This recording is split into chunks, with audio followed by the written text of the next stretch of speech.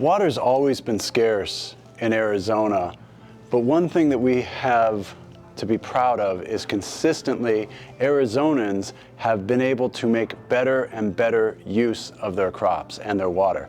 Hi, my name's Ethan Orr. I'm the Associate Director for Agriculture and Natural Resources and Economic Development for the Arizona Cooperative Extension. We use less water now as a state than we did in 1962, even though we have over 3 times the population and the value of our crop production is almost twice as much. Water has always been an issue in Arizona. We live in a desert, we know that. What's new in these last few years is the drought that is exacerbating those the water constraints that we have are reflecting themselves in Colorado River shortages being implemented and those impacts distributed throughout the state for farmers as well as our cities. And so we're going to have to respond to that. You know, I've been in Arizona a couple decades. My entire work time in Arizona has been delivering water to farmland. I've seen a lot of changes in the last 2 decades in the way farmers are able to use water. At their own dime in the past, I've seen farmers go from flat flood irrigating to laser leveled flood irrigating to GPS leveled flood irrigating to using sprinkler irrigation in combination with flood irrigation, furrow irrigation, drip irrigation on certain crops. There's still more efficiencies to be gained, and those are very expensive. Representative Dunn had the idea that he would like to create a knowledge base of science-based information to draw from. Individuals who we worked with in the development of the grant include other legislators, vendors, farmers, but most importantly is the University of Arizona Cooperative Extension. We worked very closely with them in the development of this grant. Last year in the discussions at the Capitol, there was $30 million I asked for to be a statewide program to the Cooperative Extension to convert from flood to drip, try to get efficiencies so that we can take growers throughout the state to try to bring them to the level that we're doing here in Yuma. The grant's designed to go across the state, Cochise County, Mojave County, Pinal County, Maricopa County, trying to be able to utilize what adapts to their area the best. Sign up for 3 years, it's $1,500 per acre, you know, and you meet the benchmarks, and then the benefit is that you are able, if we have on some coming cuts, that you're already ready for those cuts. We can continue to grow the crops we're growing without being able to be ready for a 6/10 of a cut or 1 acre foot cut. And so not only in the produce, but also utilizing some of these drip systems in the secondary crop, whether it's a cotton or alfalfa or some other things like that. So it's for all crops. Hello, my name is Eddie Good. I'm an agribusiness manager for an irrigation company on the West Coast.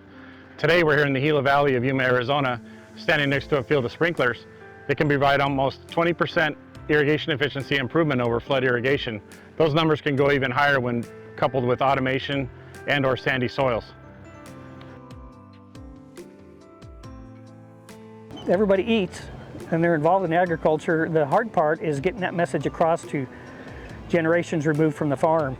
First off, the Agribusiness Water Council of Arizona, we were established back in 1978 to respond to proposed water legislation, which was the Groundwater Management Act.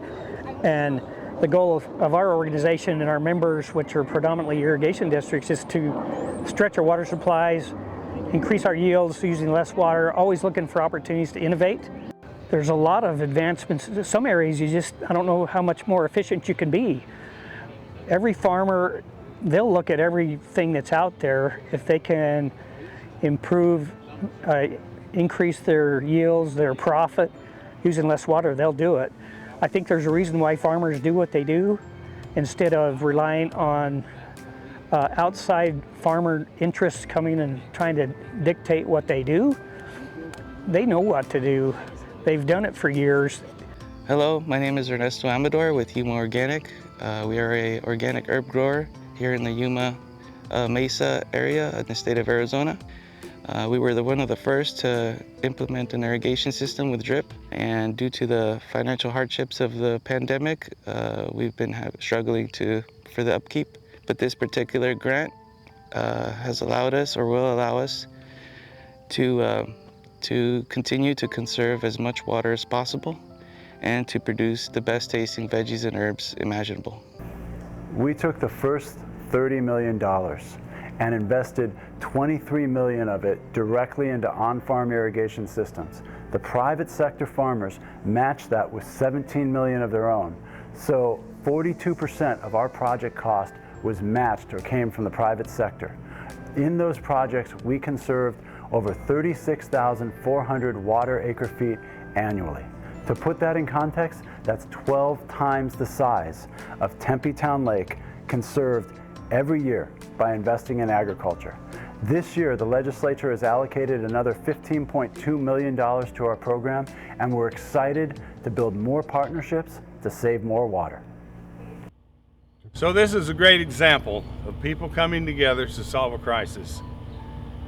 I particularly want to thank Representative Tim Dunn and Jordy from state government for drafting and sponsoring this legislation in order for government to be involved with university folks, particularly Dr. Ethan Orr from the Extension Service, also the county agents and technical people with U of A Extension that's involved, also the businesses, ABWC, Agribusiness and Water Council with Chris Udall and Stephanie Knight. This is a great example of everyone coming together to solve this problem, and I'm particularly thankful for the citizens of Arizona to get this program in effect. Thank you.